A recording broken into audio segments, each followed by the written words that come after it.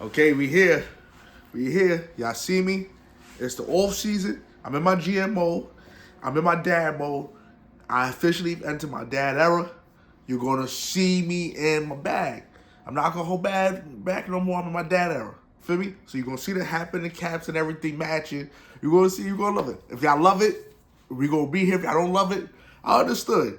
Now it's not gonna be for everybody. Feel me? But it's gonna be the full team finish from now on. Full team finish. You may get the pants with it sometimes too. I'm not gonna lie. But we got a huge week. We got a few things going on that I want to make sure I'm addressing. We have a great Stop the BS segment.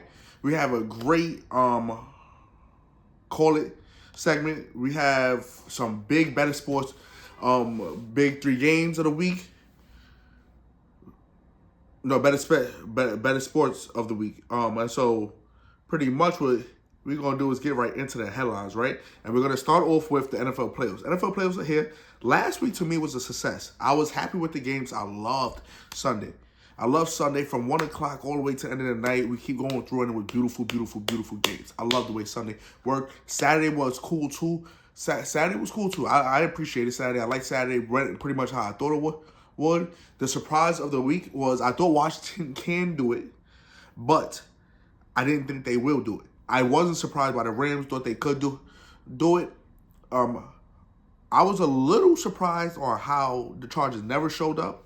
Wasn't surprised they lost. I had the Texans. So it was a nice week last week. Really entertaining week as far as the NFL. This week we have another huge week. We have the matchup pretty much we can ask for.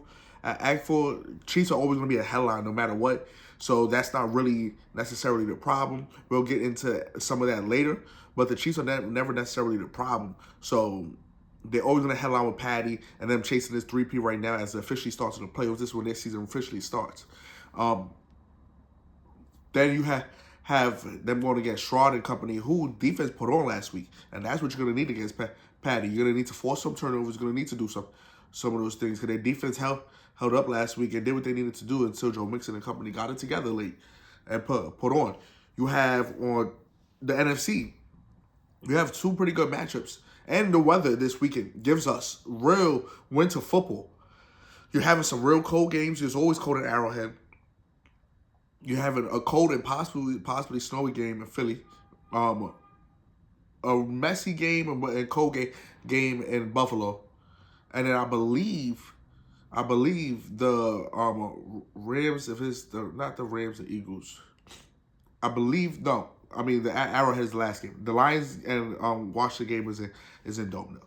But we have some nice action this week. And we have some people that are interested to see if the Washington can pull off another upset this week going into Detroit. That'll be real interesting to see if Washington can pull off the upset. They pull off some real upset. Says that's a team you have to play to the end, as a lot of us seen, even with Jamie Daniels only being a rookie. You have to play to the end versus that Washington team. Got to give credit when it's due. You got to play to them to the end. You can never slip up. They come back. They finish off.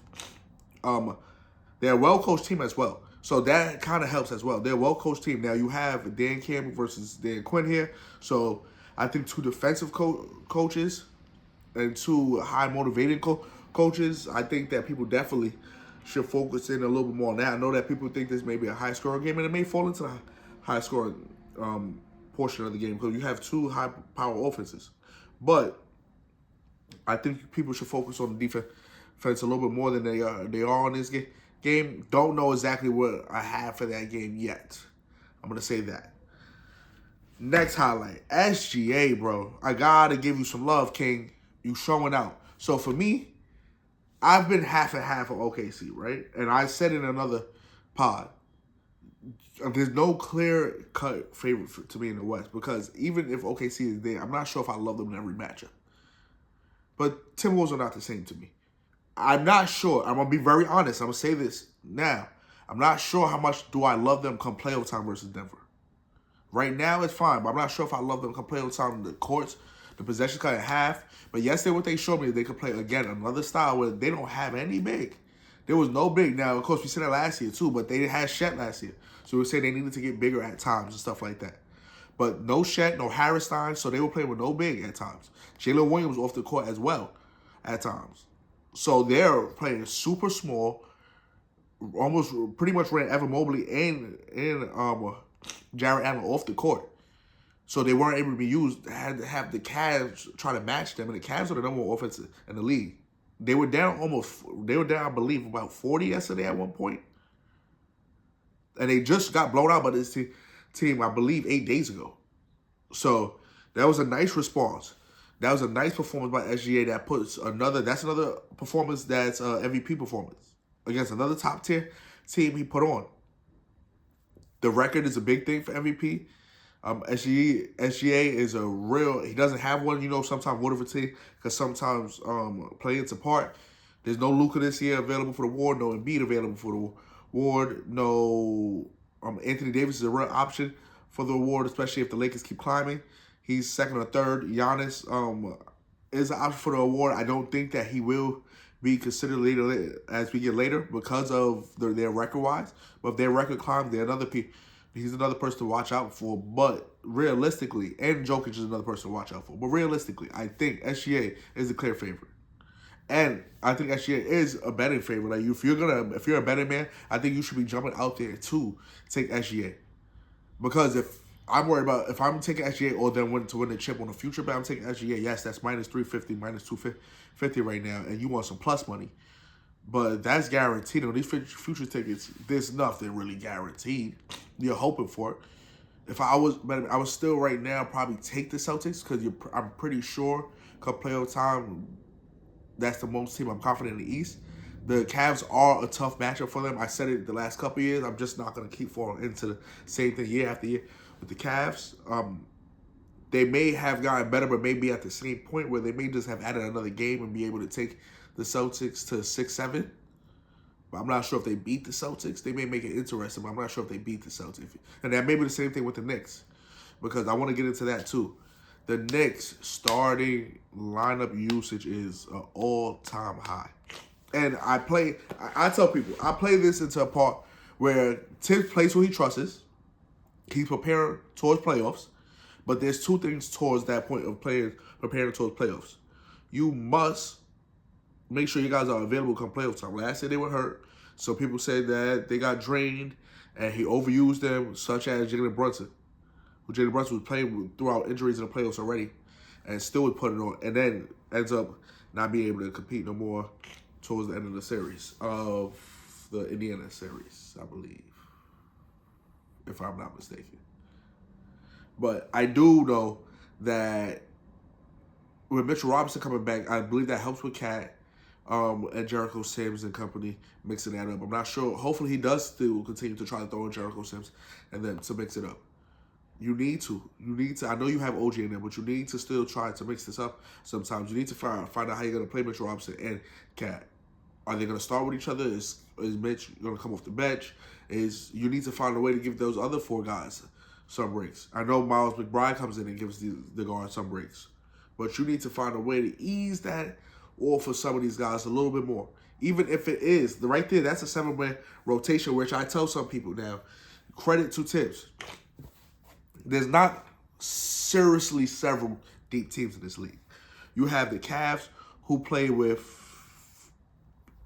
let's say, 9-10, 8-10. Really come playoff time, 8-9. You have OKC who plays with 9. You have the Celtics who play with 8.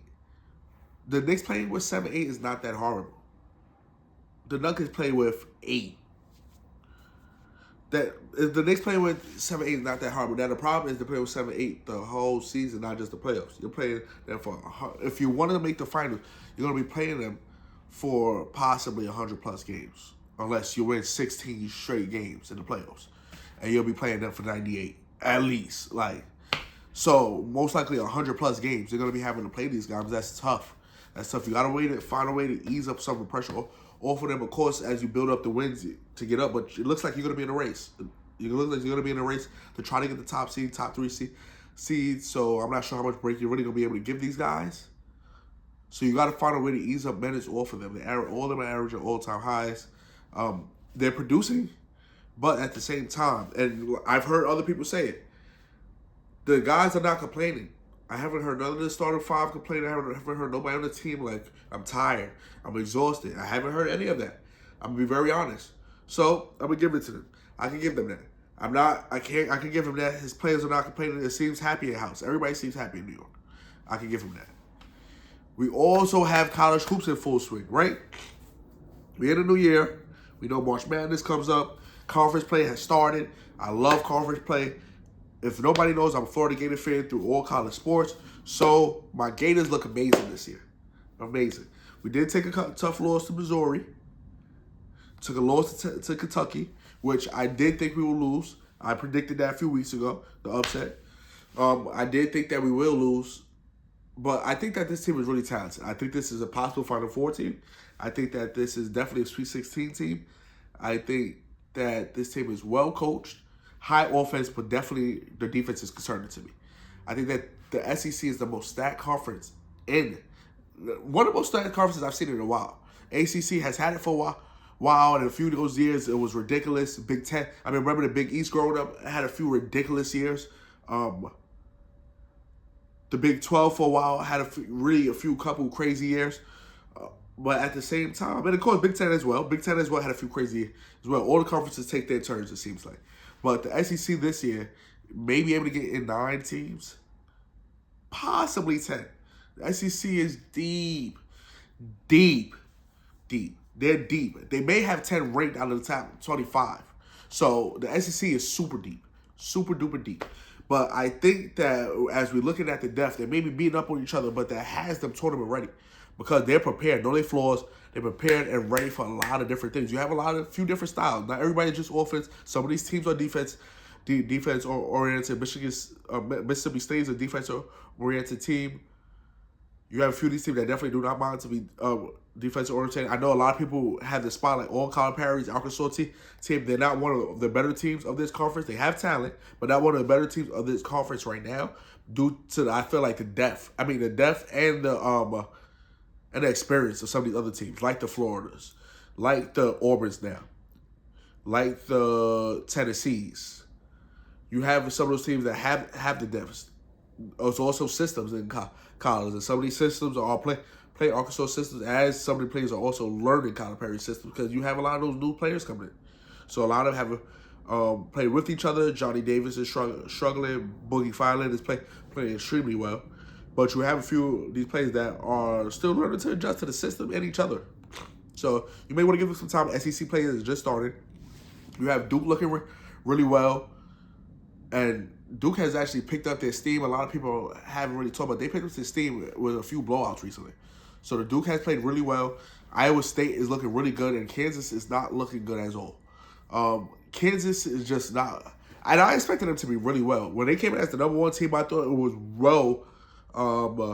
Usually I don't pay attention to a lot of preseason rankings, but I thought it was well ranked that they were 1. I thought they were the best team in the nation with Hunter Dickinson, an experienced center, Bill Self coaching. I thought they were ready.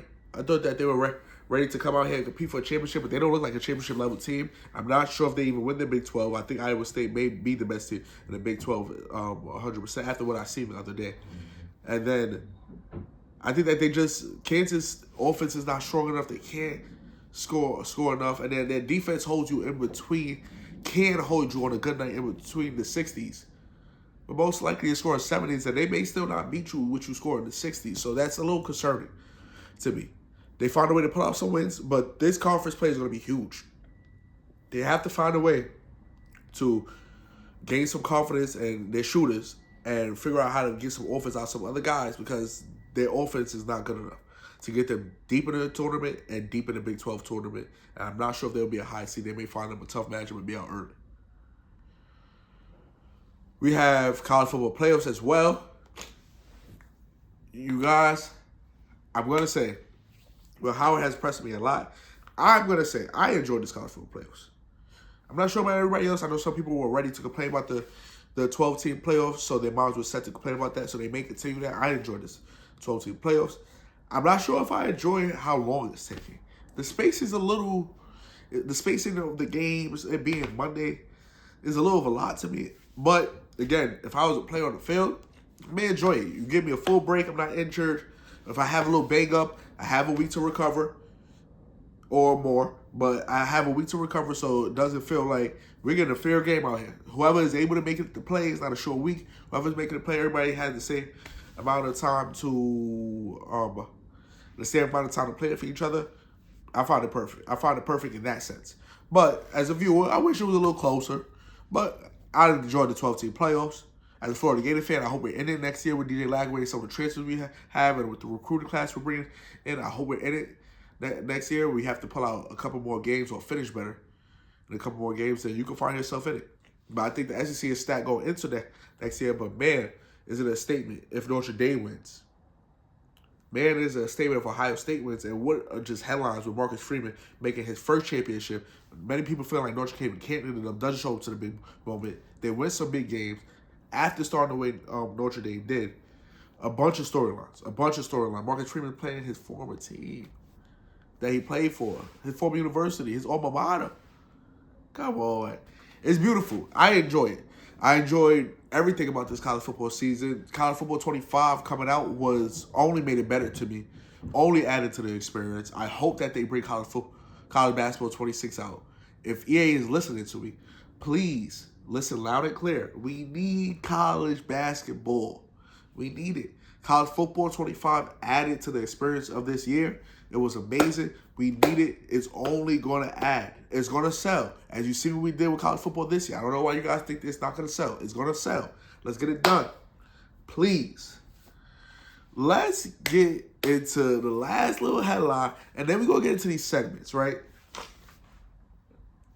Tank and Terrence Crawford have been talking hot. Here we're going to get into the boxing. I'm going to make sure I'm getting into the martial arts as much as possible, but I want to get this clear. For the people talking to me about the possible Tank and Crawford. Now, we could talk fantasy. I love it. I like both boxes. Of people that remember, I do like Terrence Crawford and Errol Spence. I did choose Spence. Did not think he would show up like that. T. Craw had a business. But I don't think that this fight happens. Now, with some people moving up to 147, I know some people, just like T. Craw, is saying dare to be great, but that's a little of a drag. He is fighting at 140 right now. Tank is fighting at 140. I think it's a lot more realistic for him to be fighting Anawa, who just fought in the ring at 138, and Tank walks around at 139. I think it's a lot more comfortable for him, or more realistic for him to be fighting that. And we're getting there, which is two big-ass money fights, two huge money fights. Two career-paying fights, and these guys are talking about possibly retiring in the next couple of years. So these are fights to walk off with, to take care of your family with, to get the money that you need to walk off with into the sunlight, or into the sunset, whatever they call it. But I don't think that if it does happen, so be it. I don't think realistically it will happen at 147. That's the only way it will be even possible at, and I don't really find that realistic. 147 is stacked though right now. 147 is stacked. You have Haney now in 147. You have Garcia in 47. You have, if I'm not mistaken, you have Teom in 147. You have Brian Norman at 47. Barrios at 47. I feel like I'm missing one more person.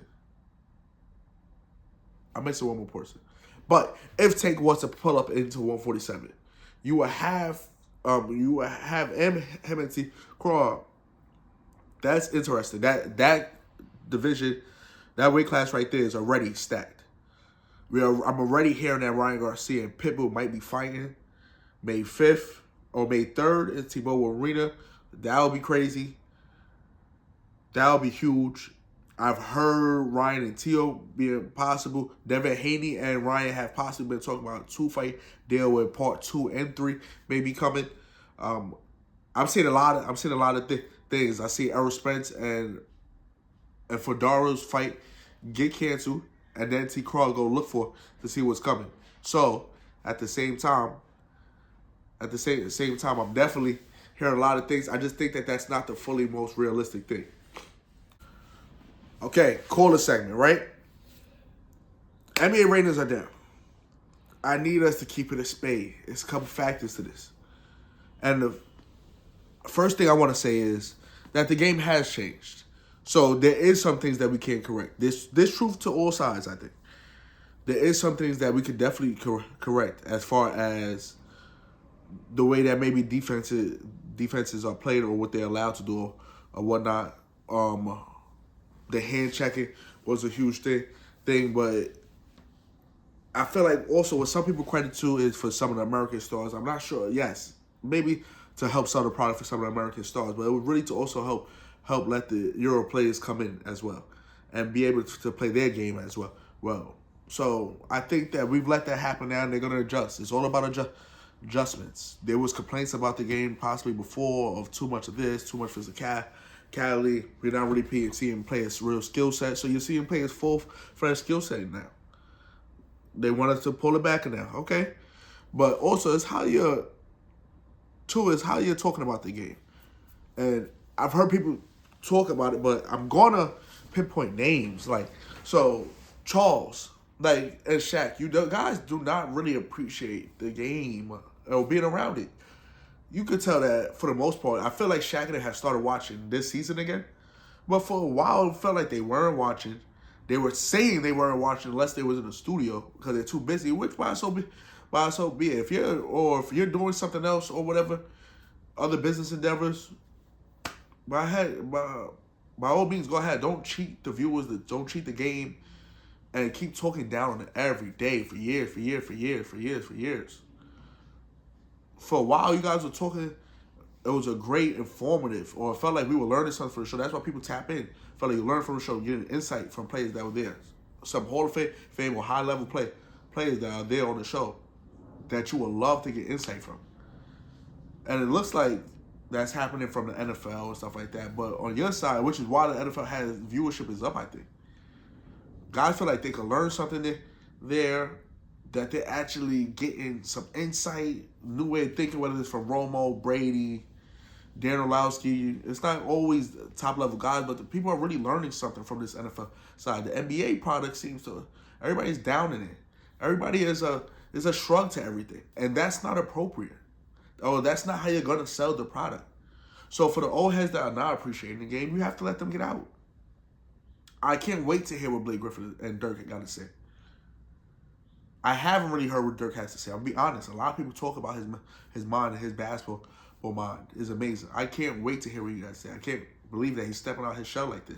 Listen, a lot of people remember Blake Griffin on the commercials and stuff like that, so I'm a little not surprised that he's more comfortable with this, but I can't wait to see him speak like this. He spoke about putting IQ and caring about the game back into these shows. I love to hear that. I've loved to see what Melo and them are doing on their podcasts. But I definitely like more to see them step into these elements of what the day-to-day basis of watching the games, the broadcasting and stuff like that. I want to see them, these elements. I want people to be passionate about the game we have. There's a lot of amazing stuff going on with the game now. We have amazing stars. It's not every time we turn around, oh, these players suck. He sucks. This person sucks. Like, all right, we can have opinions about certain people, and it's not from you. You don't have to be positive or pro everybody, but it's a way to do things, and you could definitely say. But for me, I'm fine with you definitely not enjoying some players, enjoying other players, thinking some teams may be overrated, but at the same time, I'm not always comfortable with the way they approach or the lackluster, that's my word, the lackluster of how they approach the game of today. You got to embrace it differently. You 100% got to embrace it differently. We do. Now, there is a few things to it. I think that the rivalry thing has switched because maybe we are going through switching guards. So you are starting to see some rivalries game. If a lot of these teams, as you play each other more and more throughout the years, this stuff do game. You're starting to see a lot of youth come into the league. Not starting to see, but we've been seeing a lot of youth coming into the league, and they're coming into their own stardom. And you will starting to see a lot of these matchups head-to-head start feeling away. We did see Ant say something about Tatum not being the best player in the world, and they bugging after them beating the Celtics game, beating them in the playoffs, regular season. I'm sorry. Then you see them in the playoffs. And the Celtics took care of that. I mean, you see See, they didn't make it to the finals. And Tatum has to take heed of that. You hear that, they hear all this stuff. Social media is very relevant. It don't take months and stuff to hear this stuff. You hear it quickly. And you got to go perform. So some of these rivalries build quickly. Stuff happens in these locker rooms quickly. So I think that the rivalries will get there, but I will say that the rivalries haven't always been there with like it was in the maybe 2010s to 2020s and years before that. I've heard Magic say that. But I agree with KD that when he referenced that on saying that there was a few, there have been rivalries, but it's just not the same. And yes, I think that the last real rivalry, probably real rivalry maybe that we were seeing is maybe the Lakers and Nuggets. So I feel like that was a real rivalry. I feel like that was giving us some energy in a little. The Heat and Celtics don't like each other. I'm not sure if that continued from another decade, what we're counting for, but that's a real one that we've been seeing play out for a little while now. So I want to just point those two out that we've seen in each conference. But I will say, the more that we are seeing rivalries get built, and the more that we're seeing these stars come into their years and more experience that they get, the rivalries will be here. It's basketball, it's competitiveness, so it's going to be there. I definitely think that like I said, there's multitudes of reasons of why the viewership is down. But we just have to approach the game with positivity for it to really grow. If you care about the game, that's something. If you're frustrated with the game, which is fine, because I felt like for a little while I was frustrated with the game, which is why I started to focus on other sports. While I'm falling back in love. Every year it seems like I fall back in love with the NBA because I do care about the game. Some of the times I could admit the games did get boring. We do need to maybe dial back on the three-point shooter. And there's probably ways we could do that. We'll figure that out, though. We'll definitely figure that out. Stop the BS. Let's get to it. Because I got to sit up for this. Y'all see how I sat up for this, right? Stop the BS. I need us to stop with the Sam Darnold could be a quarterback for a franchise that wants to win. Now, I see he won 14 games this year, right? I want people, for me, to not ignore, because I said this about Geno as well, and whether you feel like I'm right about Geno or not, we need a mid-level of this market, of this QB market. Everybody don't need to be getting high bread like this. Granted, this is where the market is at now. But one, he definitely doesn't need to be resetting the market. A 4-year 240 is outrageous. That is outrageous. That is 60-something million a year. That is $60 million a year. And that's I said 60-something, depending on how you split it. That's ridiculous for Sam Darnold. When you have so many more years of poor play, now you're saying poor coaching as well. Fair. Where else is he about to go? Because Kevin O'Connell is one of the young, bright minds that we have in this league, one of the better offensive head coaches that we have in this league. Where is he going to go? That's looking for a quarterback that's going to give him 4 years, 140 to 240, and wanted to commit 4 years to him. That you think that he could win? Because my thing is, I've heard people say Giants. You see what I'm wearing. I'm not signing up for anything. I will drive him back to the airport. Right back to Newark Airport. It's not happening. It makes zero sense. Because for me, he's not as bad as he's seen with the Jets and possibly Carolina. But I definitely don't think he's as good as what people think he is with the Vikings. This scheme is a well-coached scheme on both sides. You have a few head coach quality coaches in there on that staff. Brian Flores on defense. You have a few different guys that can give you whispers to the ear what you want to see. You got so much help in there. The receiver core is ridiculous. One of the best wide receiver duos in the league. One of the best tight ends in the league came back to help at the end of the year. And when the games come bigger, when I'm signing to this country, when the games come bigger, you have to be able to win a playoff game. You have to be able to go out there and win a playoff game. Those games got humongous at the end, and he was not able to show up. Defense kept him and created a lot of opportunities for him. That's another thing. There's a lot of things in this situation that worked out.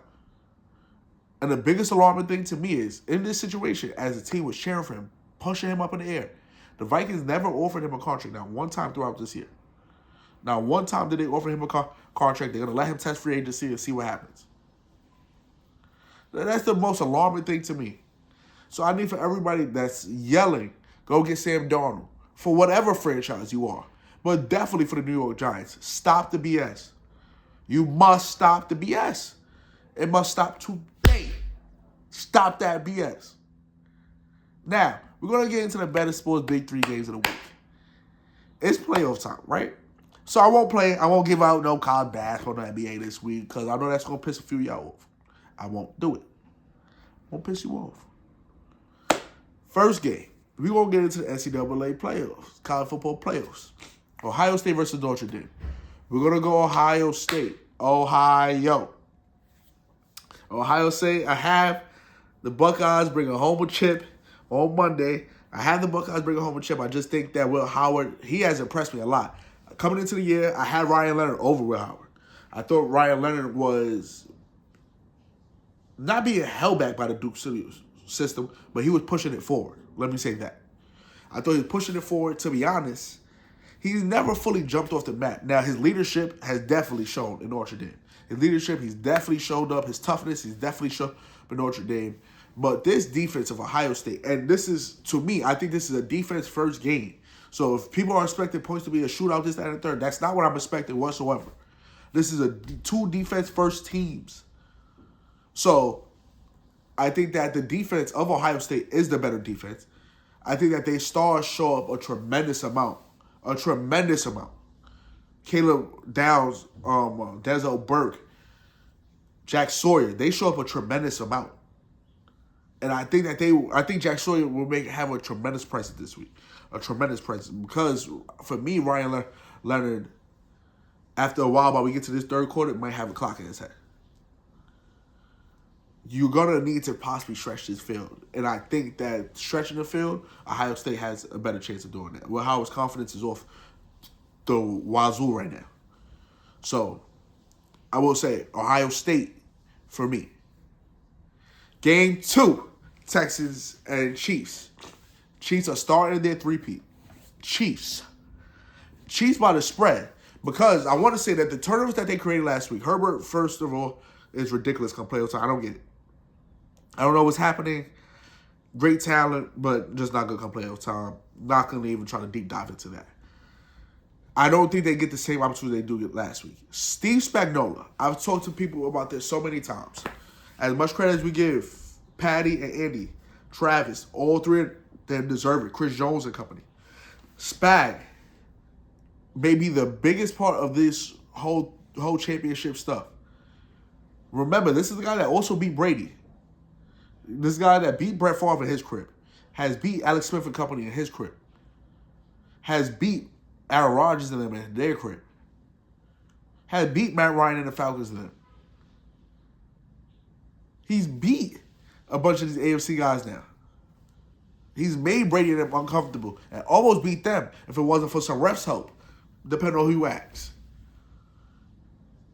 Spag could make this a nightmare for C.J. Stroud. Remember, Watson was balling with the Texans, had them up 28-0.